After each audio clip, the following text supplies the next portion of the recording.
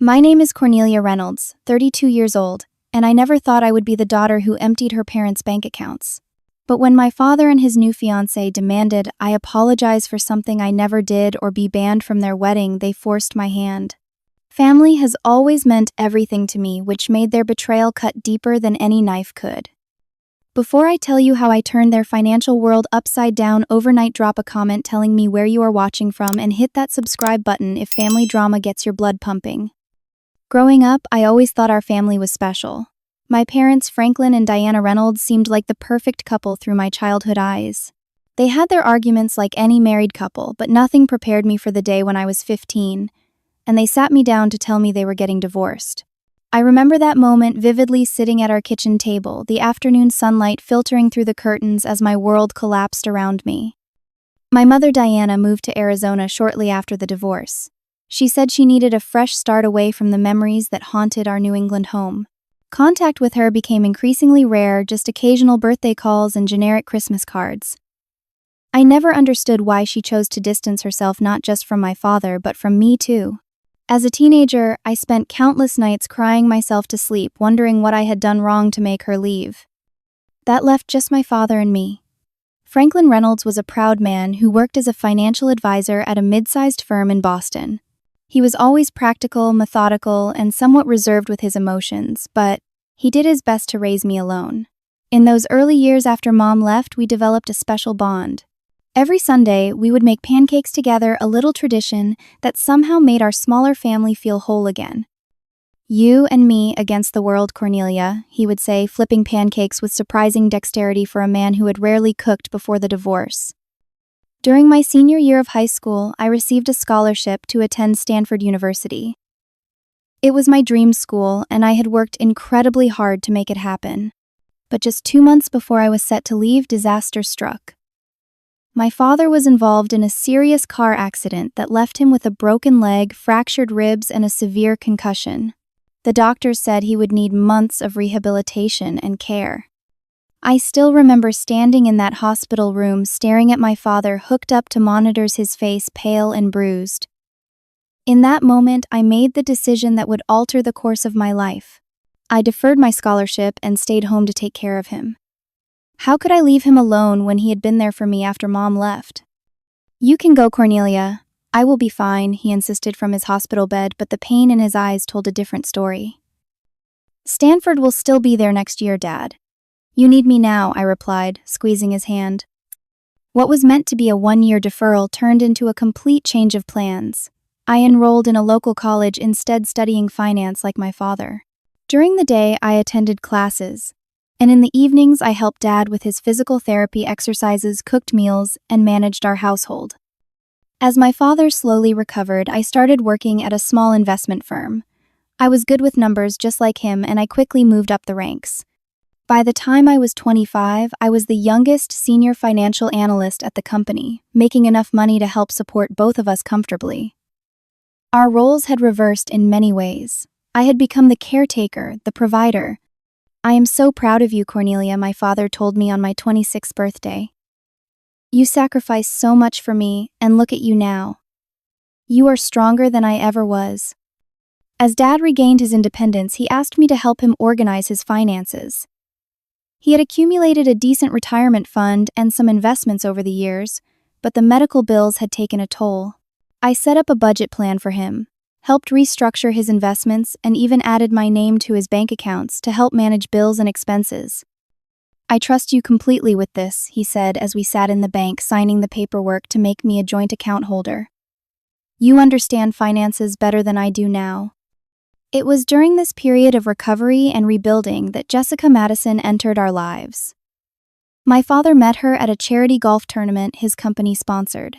Jessica, 42 and divorced, worked as a real estate agent specializing in luxury properties. She was everything. My mother wasn't loud, vivacious, and always impeccably dressed in designer clothes. At first, I was happy for my father. After 8 years alone, he deserved some companionship. Jessica seemed to bring a spark back into his life that had been missing since the divorce. He started dressing better, got a new haircut, and even joined a gym. I hadn't seen him this energetic in years. Jessica had a daughter from her previous marriage, Allison, who was 27, just 5 years younger than me. Allison worked at her mother's real estate office as an assistant and still lived at home with Jessica. The few times we met, she seemed pleasant enough if a bit spoiled. She drove a brand new Mercedes that Jessica had bought her as a birthday gift, despite Allison having no college education or established career. As the weeks passed, I began to notice things about Jessica that raised red flags. She constantly talked about the wealthy clients she worked with, the expensive restaurants she frequented, and the exclusive vacation spots she visited. She seemed obsessed with appearances and status. Whenever the conversation turned to finances, her eyes would light up with interest. "Franklin tells me you handle all his investments," she said to me one evening over dinner at our house. "That must give you access to quite a bit of money." The comment made me uncomfortable, but I brushed it off. I just help him organize things. It is his money. Jessica started spending more time at our house gradually, leaving items behind her expensive perfume, creating an invisible cloud in our once simple home. She would rearrange furniture without asking and make comments about how the house could use a woman's touch again. My father seemed blind to any of Jessica's flaws. He laughed at all her jokes, agreed with all her opinions, and began consulting her before making any decisions. It was like watching a different person emerge, someone eager to please and impress. One evening, as I was helping Dad with some paperwork, he casually mentioned that he had loaned Jessica $10,000 to help her through a temporary cash flow problem with her business. "Did she say when she will pay you back?" I asked, trying to keep my tone neutral. "It is not a loan, Cornelia. It is a gift," he replied defensively. "She has been going through a rough patch with some property deals falling through." That was the first moment I truly felt uneasy about Jessica's intentions. How could a luxury real estate agent who dressed in designer clothes and bought her adult daughter a Mercedes be having financial problems? But every time I tried to broach the subject with my father, he would shut down the conversation. "You just do not want me to be happy," he accused once, after I gently suggested he might want to slow things down with Jessica. "You have been the only woman in my life for so long that you cannot stand the competition." His words stung especially because they could not have been further from the truth. All I wanted was for him to be happy, but with someone who truly loved him for who he was, not for his bank account. As I watched Jessica expertly weave herself into the fabric of our lives, I could not shake the feeling that we were all being manipulated by a master player. Little did I know just how right I was, and how catastrophic the consequences would be for our once close-knit family. 8 months into their relationship, my father called me on a Sunday morning, his voice brimming with excitement. "Cornelia, I have wonderful news. Jessica and I are engaged. We are getting married in 6 months." I felt my stomach drop but forced enthusiasm into my voice. "Wow, Dad, that is big news. Congratulations." "We want you to be part of the wedding planning," he continued. "Jessica already has so many ideas." Those ideas became clear when I met them for lunch the following weekend. Jessica had created an elaborate vision board for the wedding featuring photos of luxurious venues, exotic flower arrangements, and designer wedding gowns. "We are thinking the Langham Hotel for the reception," Jessica announced, showing me pictures of one of Boston's most expensive venues, and of course, a honeymoon in the Maldives. I nearly choked on my water. The Langham Hotel could easily cost $30,000 for a reception, and a trip to the Maldives would be another $15,000 at minimum. My father lived comfortably, but he was not wealthy by any means. Most of his money was tied up in retirement accounts and modest investments that I helped manage. Later that evening, when Jessica excused herself to take a phone call, I carefully broached the subject with my father. "Dad, have you two discussed a budget for the wedding? The Langham is pretty expensive." He waved dismissively. "Jessica deserves the best, Cornelia. This is her dream wedding. But what about your retirement plans? We talked about being conservative with spending so you could retire at 65. His expression hardened. "I did not realize I needed your permission to spend my own money." "That is not what I meant," I backpedaled. "I just want to make sure you are thinking long-term." "Jessica and I are the long-term now," he replied curtly. "I would appreciate your support instead of your financial lectures." That conversation marked a turning point in our relationship. My father, who had always valued my financial advice now, seemed to view it as interference. Jessica had positioned herself as the priority in his life, and I was increasingly pushed to the periphery. Over the next few weeks, I noticed I was being excluded from family decisions. Dad and Jessica would make plans without telling me until the last minute. When I would stop by the house, I would often find Jessica and Allison there laughing with my father like they had been family forever, while I felt like an intruder in my own childhood home. One evening, while helping my father organize some tax documents, I discovered something alarming. He had transferred $50,000, nearly half of his liquid savings, to a joint account with Jessica. "Dad, when did you open this account with Jessica?" I asked, showing him the statement. He snatched the paper from my hands. "That is none of your business, Cornelia. I am a grown man, capable of managing my own finances. I am just concerned. That is a lot of money to move so quickly. Jessica and I are getting married. What is mine is hers," he said firmly. "You need to accept that things are changing." As the weeks passed, my father's attitude toward me continued to cool. The man who once called me every day now took days to return my texts. Our Sunday pancake tradition fell by the wayside as he began spending weekends with Jessica at her lake house. Meanwhile, Allison seemed to be taking my place in my father's life. She started calling him Daddy Frank and would post pictures of them together on social media with captions like, "So blessed to finally have the father I always deserved." Each post felt like a deliberate jab, especially when my father would comment with heart emojis and affectionate replies. The tension at home became unbearable when Jessica decided to redecorate my childhood bedroom without consulting me, turning it into a guest room that looked like it belonged in a luxury hotel catalog. "I still stay here sometimes," I protested when I discovered my personal items boxed up in the garage. "Well, you are an adult with your own place now," Jessica replied with a saccharine smile. "And we needed the space for when Allison stays over." When I tried to talk to my father about it, he sided with Jessica. "You are 32 years old, Cornelia. It is time to cut the cord a little." The irony was painful. I had postponed my dreams to take care of him, and now he was suggesting I was too dependent. One day, I overheard Jessica on the phone in the kitchen thinking the house was empty. "Once we are married, I will convince him to update his will. Do not worry about the daughter. She will be phased out soon enough." My blood ran cold. I recorded the tail end of the conversation on my phone, though Jessica's words were too vague to serve as any real evidence of wrongdoing. When I cautiously mentioned my concerns to a family friend, word got back to Jessica. She wasted no time in spinning the situation, telling my father that I was spreading lies about her out of jealousy. "Your daughter cannot accept that you have found happiness again," she told him tearfully at dinner, while I sat across the table stunned by her performance. "She has been telling people I am only with you for your money. Is that true, Cornelia?" My father demanded, his expression hard. "No, I expressed concern because I overheard something concerning, but that is not how I framed it," I tried to explain. "Always the same excuses," Jessica interjected. "Always trying to come between us."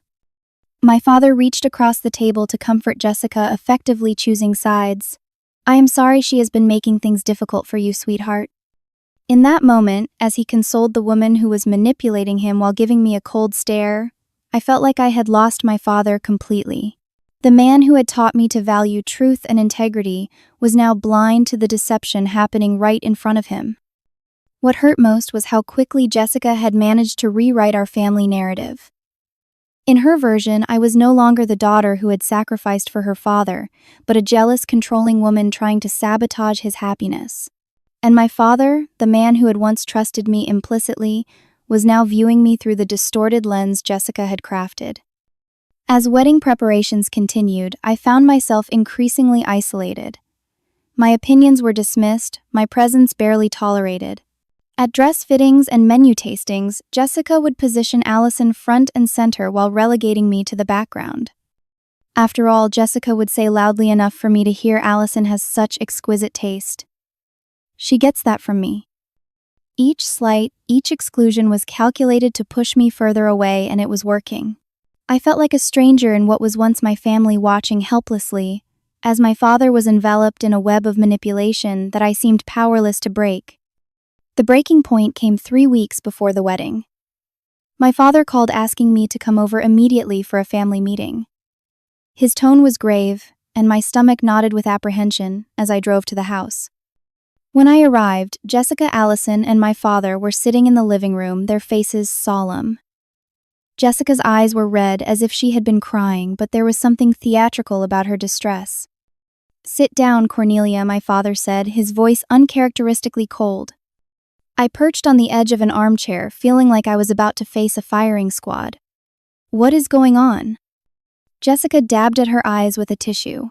"My diamond necklace is missing, the one Franklin gave me for our engagement." I remembered the necklace well. It had cost my father $15,000, money he had taken from his retirement account despite my objections. Jessica had shown it off at every opportunity, making sure everyone knew its value. "That is terrible," I said cautiously. "When did you notice it was gone?" "After you visited yesterday," Jessica replied, her accusation clear in her tone. I felt a chill run through me. "Are you suggesting I took it?" "It was in my jewelry box before you came over," Jessica said. "And now it is gone. No one else has been in the house." "That is not true. Allison was here when I stopped by." I looked to my father for support, but his expression remained stony. "How dare you try to blame my daughter?" Jessica's voice rose. "This is exactly the kind of behavior I have been telling Franklin about. You cannot stand that he bought me something so valuable." "Dad, you cannot seriously think I would steal from you," I said, my voice beginning to shake. Before he could respond, Allison spoke up. "Actually, I found something." She reached into her purse and pulled out a small velvet pouch. This was in the guest bathroom, trash wrapped in tissues. She emptied the pouch onto the coffee table. Out fell a receipt from a pawn shop dated that morning with no name, but with an item description that matched Jessica's necklace. "I never went near the bathroom," I protested. "This is ridiculous. Someone is setting me up." "The evidence speaks for itself," Jessica said smugly. "Who else would have a motive?" I turned to my father, desperate for him to see through this obvious setup. "Dad, you know me. I would never steal anything, especially not from you. This is clearly a setup." My father sighed heavily, looking older than I had ever seen him. "The necklace is gone, Cornelia. The receipt was found in our house after your visit. What am I supposed to think?" "You are supposed to trust your daughter," I exclaimed, tears of frustration welling in my eyes. "The daughter who put her life on hold to take care of you after your accident. The daughter who has never given you any reason to doubt her integrity." "People change," Jessica interjected. "Franklin told me how you have been questioning his financial decisions lately. Perhaps you felt entitled to some of that money yourself." "That is not true," I said through gritted teeth.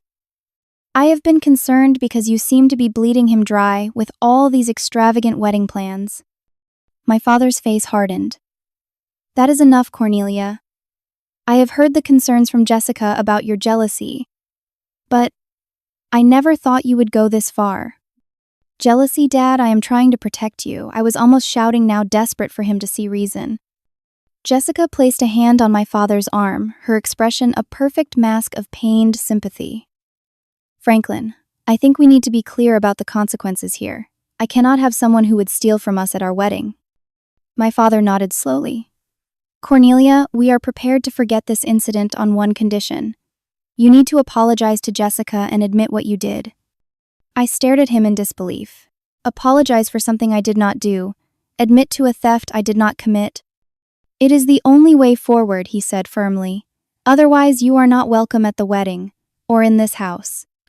The ultimatum hung in the air, suffocating me. Jessica watched with barely concealed triumph while Allison smirked beside her. "Let me get this straight," I said, my voice eerily calm despite the storm raging inside me. "You want me to falsely confess to stealing and apologize to the woman who is clearly framing me, or I am banned from your wedding?" "Those are the terms," my father replied. "Jessica deserves an apology." I stood up, my legs shaking, but my resolve firm. "Then I guess I will not be at your wedding." I will not apologize for something I did not do, not even for you, Dad.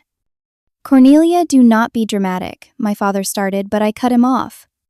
No, you have made your choice very clear.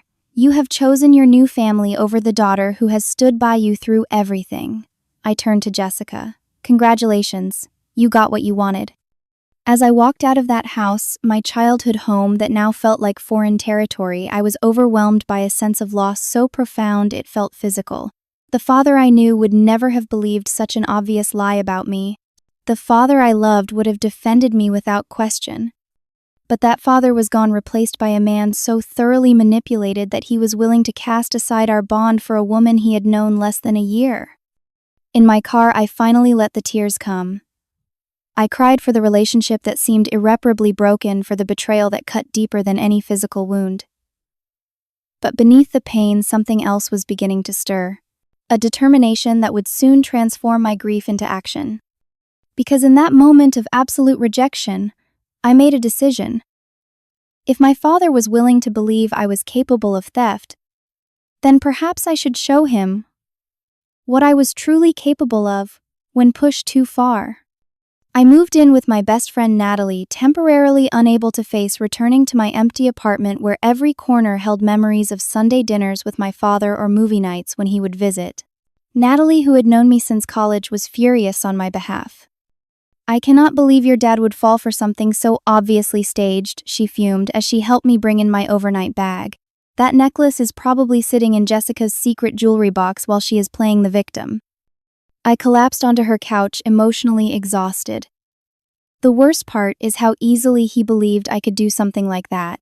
20 years of me being honest, responsible, loyal, all erased by this woman he has known for less than a year. That night, I barely slept, replaying the confrontation in my mind, trying to understand how things had gone so wrong so quickly. By morning, I had moved from devastation to determination. If Jessica was who I suspected she was, there would be evidence. I took a personal day from work and began researching. First, I looked up Jessica's real estate license and business history. Her company website featured testimonials from satisfied clients and photos of luxury properties, but something felt off. Many of the properties listed as recently sold had been on the market for years, according to public records. Then I had a breakthrough. A search for Jessica Madison real estate fraud turned up a small article from 6 years ago in a local business journal. Jessica Madison, operating under her previous married name Jessica Thornton, had been investigated for misleading clients about property values and pocketing the difference on sales. The charges had ultimately been dismissed due to insufficient evidence, but she had surrendered her real estate license in Connecticut before moving to Massachusetts and obtaining a new one. Bingo, I whispered, printing the article. But I needed more. I reached out to a colleague at work who had connections in the financial investigation field. Without revealing too many details, I asked if he could help me look into someone's background more thoroughly. 2 days later, he sent me a file that confirmed my worst fears. Jessica had a pattern of targeting wealthy, vulnerable men, particularly widowers or recent divorcees. Her ex-husband, Robert Thornton, had filed for bankruptcy a year after their divorce, claiming Jessica had manipulated him into taking out multiple loans and maxing out credit cards for business investments that never materialized. Most damning of all, there was a police report from 3 years ago where another fiancé had accused Jessica of staging a theft of expensive jewelry only to drop the charges mysteriously weeks later. The case notes suggested a settlement had been reached privately. Armed with this information, I tried calling my father, hoping he would at least hear me out. The call went straight to voicemail. I texted him the articles and information I had found. His only reply, "Stop trying to sabotage my relationship. I will not discuss this unless you are ready to apologize to Jessica." Meanwhile, word about my banishment from the wedding spread through our extended family and friends circle. My phone filled with messages from relatives and family friends, some expressing sympathy, others urging me to just apologize for the sake of family harmony. "Just say sorry, even if you did not do it," my cousin Laura suggested. "Is your pride really worth missing your father's wedding?" What they did not understand was that this was not about pride. It was about truth. About refusing to validate a lie that was part of a larger scheme to isolate my father from those who truly cared about him. A week after the confrontation, I discovered something that made my blood run cold. Using the online banking access I still had as a joint account holder, I noticed my father had begun transferring large sums of money from his retirement accounts into the joint checking account he shared with Jessica. Nearly $200,000, representing the majority of his liquid assets, had been moved. This was far beyond wedding expenses. This was Jessica positioning herself to access his entire life savings. That same day, while scrolling through social media, I saw a post from Allison that twisted the knife further. It was a photo of her, Jessica, and my father at a cake tasting with the caption, "Wedding planning with the parents. So grateful Dad is marrying us into such a wonderful family. Number new beginnings, number family first." The comments section was filled with congratulations, including one from my father saying, "So happy to have you as my daughter too, Allison." Each word felt like a physical blow. I had been erased from the family narrative, while Jessica and Allison were rewriting the story to cast themselves as the loving, supportive family members my father deserved. Later that evening, I received an unexpected message from a man named David Thornton. "I saw your inquiry about Jessica. I am Robert Thornton's son. We need to talk." We met at a coffee shop the next day. David, a man in his 30s with tired eyes and a wary expression, did not mince words. "Jessica destroyed my father financially and emotionally," he told me, stirring his untouched coffee. By the time he realized what was happening, she had access to all his accounts. She claimed business investments, family emergencies, anything to get him to transfer money.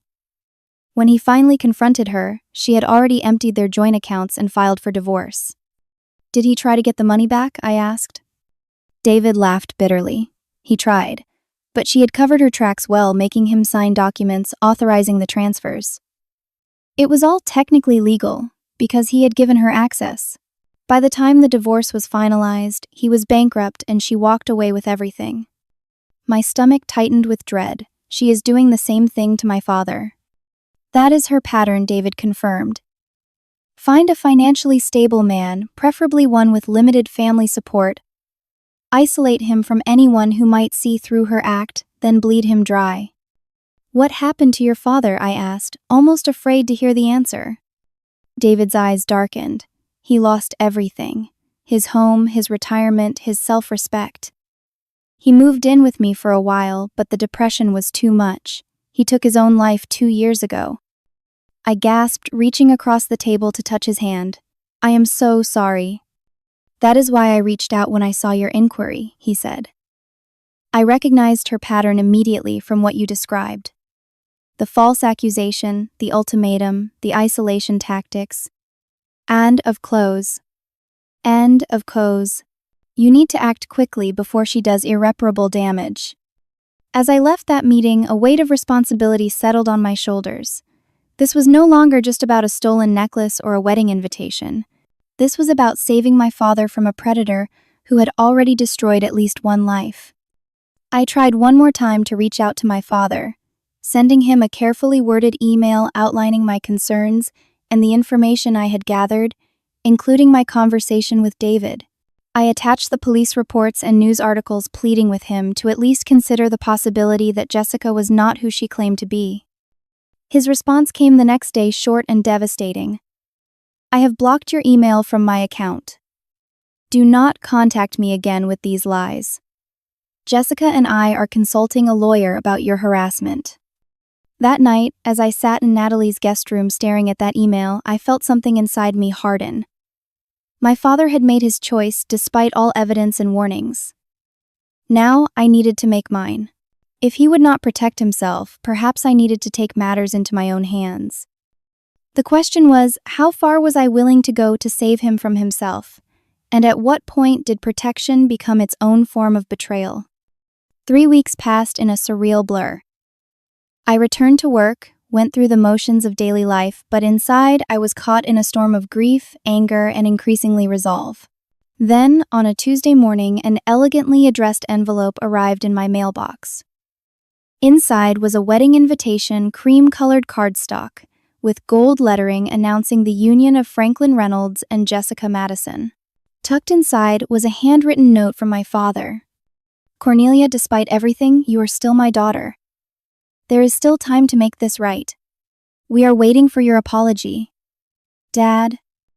Not an acknowledgement of the evidence I had sent, not a reconsideration of the false accusation. Just a reiteration of the same ultimatum dressed up as an olive branch. Apologize for a crime I never committed or remain cast out from the family. That same afternoon, I received a call from Walter Jenkins, my father's longtime attorney and a family friend. Cornelia, do you have time to come by my office? There is something you should know. An hour later, I sat across from Walter in his wood-paneled office as he slid a document across the desk toward me. Your father came in last week to update his will, Walter said, his expression grave. I thought you should be aware of the changes. I scanned the document, my heart sinking with each paragraph. My father had removed me as his primary beneficiary, replacing me with Jessica. He had also added Allison as a secondary beneficiary, allocating a significant portion of his estate to her. My inheritance had been reduced to a token amount, just enough that I could not contest the will on grounds of being completely disinherited. Is this legal? I asked, my voice barely above a whisper. Walter sighed heavily. Unfortunately, yes. Your father is of sound mind, at least legally speaking. He has every right to allocate his assets as he sees fit. Even though he is clearly being manipulated. Being naive or gullible is not the same as being mentally incompetent, Walter replied carefully. Believe me, I tried to counsel him against making such drastic changes, especially before the marriage. But he was adamant. I handed the document back, my fingers trembling slightly. Thank you for letting me know. Cornelia, Walter said as I stood to leave. For what it is worth, I believe you. About the necklace, about Jessica. Your father is not thinking clearly right now. His words provided small comfort as I walked to my car. The will changes confirmed what I had feared. Jessica was systematically taking control of every aspect of my father's life and finances. That evening, I contacted a lawyer of my own, Sharon Davis, who specialized in financial fraud cases. I shared everything, the joint accounts, the will, changes, Jessica's history, the false accusation. Based on what you have told me, I can see why you are concerned, Sharon said after reviewing the documents. But legally, your options are limited. Your father voluntarily added Jessica to his accounts. He willingly changed his will. So, there is nothing I can do, I asked, desperation creeping into my voice. Sharon hesitated. There is one thing you should be aware of. As a joint account holder on your father's original accounts, you legally have equal access to those funds. Anything he put into joint accounts with you, you have every right to control. You mean I could withdraw the money? I asked, shocked at the implication. Legally, yes. Joint account holders have equal ownership of the funds regardless of who deposited them. But she cautioned this would be an extreme step with serious personal consequences. Your relationship with your father might never recover. I left her office with a turbulent mix of emotions. The power to act was in my hands, but at what cost would protecting my father's assets justify further damaging our already fractured relationship? Days passed as I wrestled with the decision. Then a breakthrough came from an unexpected source. A package arrived at my office with no return address. Inside was a USB drive and a note that read simply, "Thought you should have this. Good luck." I plugged the drive into my computer and found a single video file. It was security camera footage from my father's house, dated the day before Jessica claimed her necklace was stolen. The footage showed Jessica and Allison in the master bedroom. Jessica removed her diamond necklace, placed it in a small bag, and handed it to Allison, who put it in her purse. They then proceeded to have a conversation inaudible on the footage, but their satisfied expressions told the story clearly enough. I sat back in my chair stunned. Here was irrefutable proof of their deception. I immediately made copies of the file and then tried calling my father. Once again, straight to voicemail. Instead, I drove to his house, USB drive in hand. When I arrived, Jessica answered the door, her smile freezing when she saw me. "Cornelia, what an unpleasant surprise." "I need to speak with my father," I said firmly.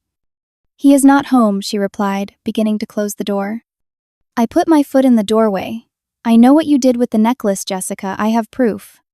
For a moment, genuine fear flashed across her face before she composed herself. I do not know what you are talking about. Security camera footage. From the day before you claimed it was stolen. Shows you giving it to Allison. She laughed, but it sounded hollow. That is ridiculous. Franklin will never believe such an obvious forgery. Let him see it and decide for himself. Just then, my father's car pulled into the driveway. Jessica's expression hardened. This is your last chance, Cornelia. Drop these accusations and apologize, or you will regret it. My father approached, looking wary. Cornelia, what are you doing here? Dad, I have proof that Jessica and Allison staged the theft. Security camera footage showing them hiding the necklace.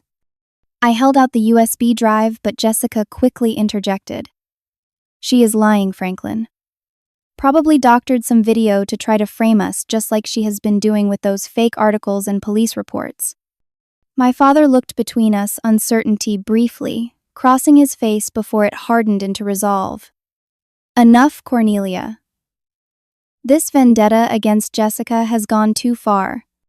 Dad, please just look at the footage, I pleaded. I have seen enough, he said coldly. Jessica is right. You cannot accept my happiness, so you are trying to destroy it with lies and forgeries. These are not lies, I exclaimed, desperation, making my voice rise. Why would I make this up? What could I possibly gain? Control, Jessica said smoothly. You have been controlling your father's life for years, managing his money, making his decisions. Now that he has me, you are no longer the center of his world and you cannot stand it. My father nodded as if her words confirmed everything he had been thinking. Jessica and I have discussed this at length. Your behavior since our engagement has shown a disturbing pattern of jealousy and manipulation. I could not believe what I was hearing. Every attempt to protect him was being twisted into evidence against me. So this is your final decision, I asked, my voice eerily calm despite the turmoil inside me. You choose to believe her over your own daughter despite all the evidence. The only evidence I need is how happy Jessica makes me, he replied. I am giving you one last chance, Cornelia. Apologize to Jessica and welcome her into our family, or do not bother coming to the wedding, or contacting me afterward. Jessica smiled triumphantly beside him, her arm possessively linked through his. In that moment, I saw our future clearly. My father slowly drained of his resources and isolated from everyone who truly cared about him. Jessica moving on to her next victim once she had taken everything of value, and me forever cast as the villain in a story she had masterfully crafted. I am sorry, Dad, I said quietly, but I cannot apologize for trying to protect you, and I will not stand by and watch while she destroys your life. With those words, I turned and walked away, the USB drive still clutched in my hand. As I drove home, a plan began to form in my mind. If my father would not protect himself, and the law offered limited recourse, perhaps it was time for more drastic measures. That night, I made my decision. It would cost me my relationship with my father, at least temporarily. But if it saved him from financial ruin and the emotional devastation I had seen in David Thornton's eyes when he spoke of his father, perhaps it was worth the price. With a heavy heart but steady hands, I began preparing for what would be the most difficult action of my life. The wedding was scheduled for Saturday, just 3 days away. According to the most recent bank statements, I had accessed nearly all of my father's liquid assets had been transferred to the joint account he now shared with Jessica. His retirement accounts would be next. I was certain, especially once they were legally married and she could more easily be added as a beneficiary. Time was running out. If I was going to act, it had to be now. I spent Wednesday meticulously planning. First, I opened a new secure bank account at a different institution than the one my father used, ensuring it was in my name only. Then, I consulted again with Sharon, my lawyer, to confirm the legality of what I was about to do, and to create a paper trail documenting my concerns and the evidence I had gathered. I want to be absolutely clear, Sharon emphasized during our meeting. As a joint account holder, you have legal access to the funds. However, your father could still contest your actions in court, arguing that the money was never intended for your use. I understand the risks, I replied. But I also understand what will happen if I do nothing. Sharon nodded solemnly. Then make sure you document everything. And Cornelia, be prepared for the fallout. This will not be easy. Thursday morning, I went to work as usual, maintaining the appearance of normalcy. That evening, I wrote a detailed letter to my father, explaining my actions and my reasons. I included copies of all the evidence against Jessica, from the security camera footage to the accounts of her previous victims. I also prepared documentation of every financial decision I had made on his behalf over the years, showing how I had helped grow his savings, not depleted them. Friday morning, the day before the wedding, I called in sick to work. At 9 a.m., when I knew my father would be at his regular gym session and Jessica would be at her final dress fitting, I sat down at my computer and logged into the online banking system. My hands trembled slightly as I navigated to the joint accounts I shared with my father. These were the original accounts set up years ago when I began helping him manage his finances after his accident. Despite the new joint accounts with Jessica, he had not removed me from these older accounts yet, likely an oversight in the whirlwind of wedding preparations. I took a deep breath and began the transfers. First from the main checking account, then the savings, and finally the investment account that I had helped him build over the years. In total, I transferred $420,000, representing nearly all of my father's liquid assets, to the secure account I had established. I left a few $1,000s in each account, enough that immediate bills would not bounce, but not enough for Jessica to get her hands on anything substantial. The entire process took less than 30 minutes, but it felt like hours as I carefully documented each transaction. As I completed the final transfer, a complex mix of emotions washed over me. Part of me felt sick at what I had done, viewing it as a betrayal of the trust my father had once placed in me. Another part felt grimly satisfied, knowing I had just thwarted Jessica's plans. But mostly, I felt a profound sadness that our relationship had deteriorated to this point. I printed the confirmation of all transactions, added them to the file of evidence, and placed everything in a large envelope along with the letter I had written.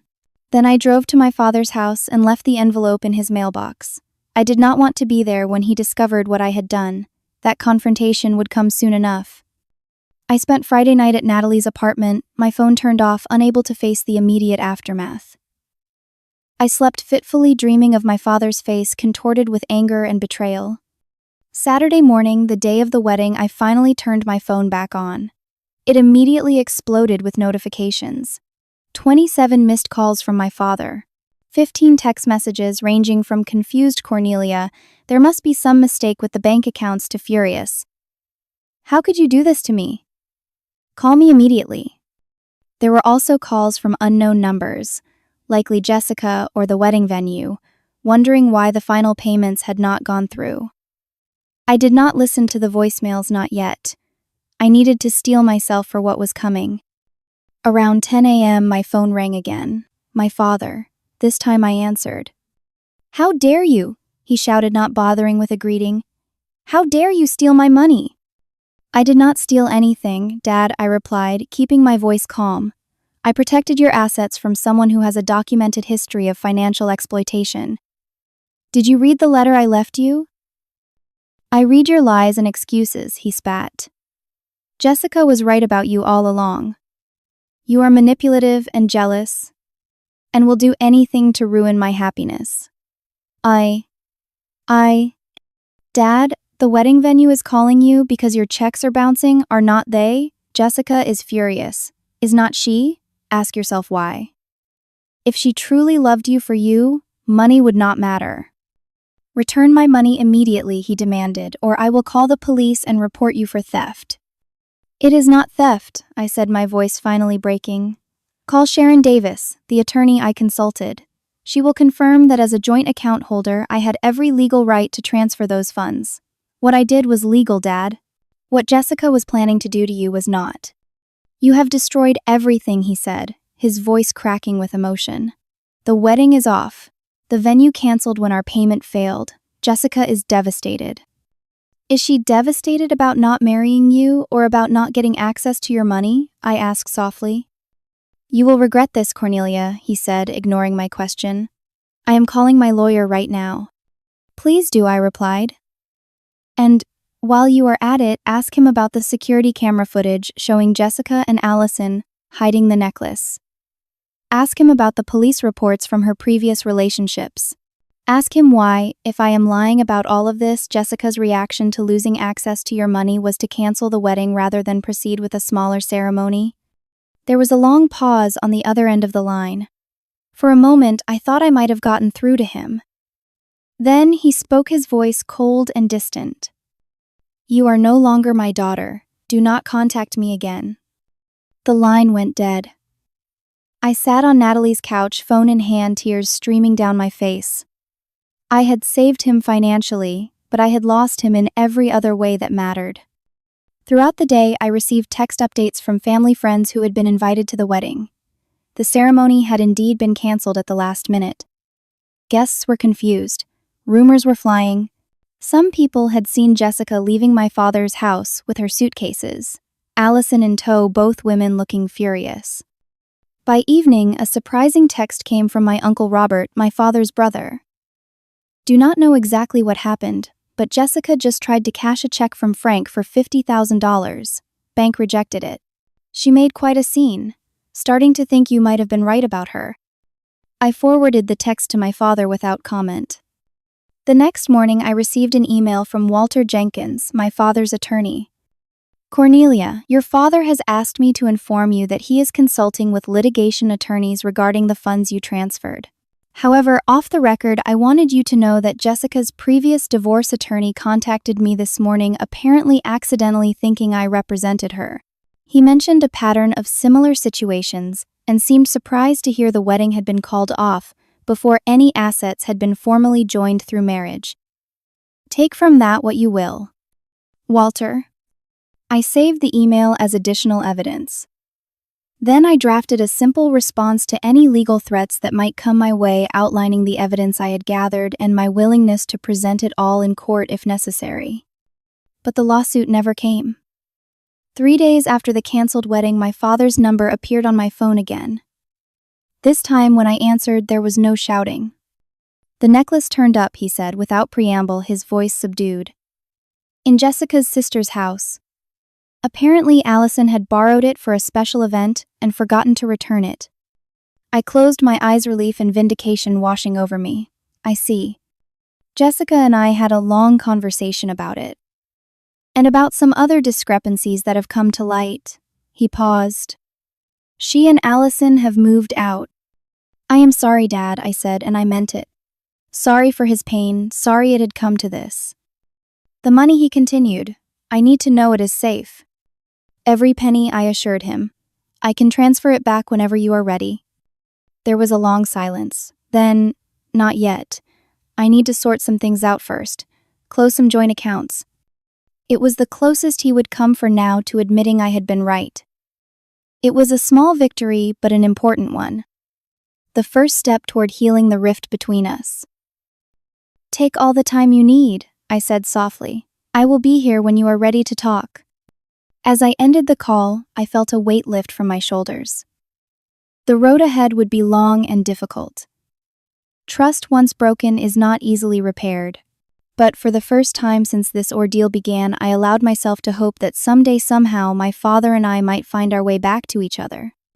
Jessica had underestimated the bond between a father and daughter. She had nearly succeeded in destroying it, but in the end, truth had prevailed. And while my actions had been drastic, they had accomplished what I set out to do, protect my father from someone who would have left him emotionally and financially devastated. Sometimes love means making the hardest choices, and sometimes it means being willing to be seen as the villain in order to do what is right. 6 months passed each day, bringing small steps toward healing. The first month was the hardest. My father and I communicated primarily through lawyers and bank officials as we sorted out the financial aspects of what had happened. I transferred most of the money back to new secure accounts in his name, keeping only the portion that represented my own contributions over the years, which he agreed was fair. Jessica, true to form, disappeared from our lives as quickly as she had entered once she realized there would be no financial windfall. According to mutual acquaintances, she had already moved to another state and was reportedly dating a recently widowed business owner. I considered warning him, but decided against it. Some lessons people unfortunately need to learn for themselves. Allison occasionally posted bitter comments on social media about gold-digging daughters and family betrayal, but these eventually stopped when she found no sympathetic audience among those who knew the whole story. The diamond necklace that had catalyzed everything mysteriously disappeared again after Jessica claimed to have recovered it. My father did not pursue the matter. Some losses, he told me later, were worth accepting if they taught you something valuable about trust and judgment. 3 months after the canceled wedding, my father invited me to coffee. We met at a small cafe halfway between our homes, both of us nervous and uncertain. "You look well," he said awkwardly as we sat down. "So do you," I replied, noting that he had lost weight and looked more like himself again. We made small talk about work and weather, carefully avoiding the elephant in the room, until finally, over his second cup of coffee, my father cleared his throat. "I need to apologize to you, Cornelia," he said, his voice rough with emotion. "I was blind, willfully blind. I chose to believe someone I barely knew over my own daughter who has never given me any reason to doubt her." I reached across the table and took his hand. "You were manipulated by someone who is very good at manipulation. It was not entirely your fault. But I should have seen through it," he insisted. "When you showed me the evidence, when you tried to warn me, I shut you out. I wanted so badly to believe I had found happiness again that I ignored every red flag." "We all have blind spots when it comes to love," I said gently. He squeezed my hand. "What you did, taking the money. It was drastic." "It was," I agreed, "and I am sorry it came to that. But I would do it again to protect you." "I know," he said, his eyes glistening. "That is why I have asked Walter to restore you as my primary beneficiary, and why I want you to keep your name on one of my accounts just as a safeguard." The trust implicit in that request brought tears to my eyes. After everything, he was willing to put his financial security back in my hands. It was a profound gesture of reconciliation. From that first coffee, we began rebuilding. Weekly dinners became our new tradition. Sometimes we talked about what had happened, processing the painful lessons and lingering hurt. Other times, we deliberately focused on the future, making plans and creating new memories to replace the tainted ones. As for me, the experience changed me in ways I never expected. The pain of betrayal and vindication of truth forced me to examine my own values and boundaries. What would I fight for? What would I sacrifice? Who would I become when tested? I found myself drawn to helping others who had experienced similar situations. I began volunteering with a financial literacy program for seniors, teaching them to recognize and avoid exploitation. Eventually, this volunteer work evolved into a nonprofit organization dedicated to protecting vulnerable adults from financial predators. We called it the Reynolds Trust, and through it I met dozens of people with stories eerily similar to my father's. Men and women who had been manipulated by romantic partners, isolated from their families, and nearly destroyed financially before someone intervened. David Thornton became one of our most dedicated volunteers, channeling his grief over his father's fate into preventing others from suffering the same outcome. Together, we created educational materials, support groups, and a legal aid fund for families fighting to protect their loved ones. My father often joined us at events, bravely sharing his own experience as a cautionary tale. I was lucky, he would tell audiences. My daughter was willing to risk our relationship to save me from myself. Not everyone has a Cornelia in their corner. On a personal level, the ordeal taught me about the complexity of love and forgiveness. True love sometimes means making painful choices. True forgiveness does not erase the past, but builds a new future alongside it. One evening, about a year after everything happened, my father and I sat on his back porch watching the sunset, a comfortable silence between us. "You know what I realized recently?" he said, breaking the quiet. "When your mother left, you stepped up to take care of me. You put your dreams on hold, restructured your life around my needs. I never fully appreciated the sacrifice that represented until I nearly lost you. I did it because I love you," I said simply. "I know," he nodded. "But I think I became too dependent on that love, too comfortable with your sacrifices. Maybe that is why it was so easy for Jessica to convince me you were controlling rather than caring. Because deep down, I felt guilty about how much I had taken from you. His insight surprised me. I never saw it that way. I never regretted staying. Maybe not, he said. But I think it is time for both of us to prioritize our own paths forward. You with your organization, me with my retirement plans. Connected but independent. In that moment, I realized we had both grown through this painful chapter. The father who had once been willing to cast me aside for questioning his choices was now encouraging my independence. And I, who had been willing to sacrifice anything for his well-being, was learning to build a life that belonged fully to me. The most profound lesson in all of this was not about money or manipulation or even family loyalty. It was about the dignity that comes from standing in your truth even when it costs you dearly. It was about having the courage to act when action is needed to protect those you love even when they cannot see the danger themselves. Sometimes love means letting go, sometimes it means holding on tighter than ever. The wisdom lies in knowing which is needed when. As the sun dipped below the horizon, casting long shadows across the yard, I thought about the ultimatum that had started it all: apologize, or be banned from the wedding. In refusing to bend to that unjust demand, I had lost a wedding but saved a family. In choosing dignity over approval, I had found a strength I never knew I possessed. And in that strength, I had discovered the most important truth of all: that our worth is not determined by others' willingness to see it, but by our own courage to stand firm when it matters most. Have you ever had to make a difficult choice to protect someone you love, even when they could not see the danger? Or stood your ground when pressured to compromise your values? Share your experiences in the comments below. Your story might help someone else facing a similar challenge. And if this story resonated with you, please hit that like button and subscribe to hear more tales of family redemption and finding strength in the most difficult moments. Thank you for listening to my journey, and remember, sometimes the hardest choices lead to the most profound healing.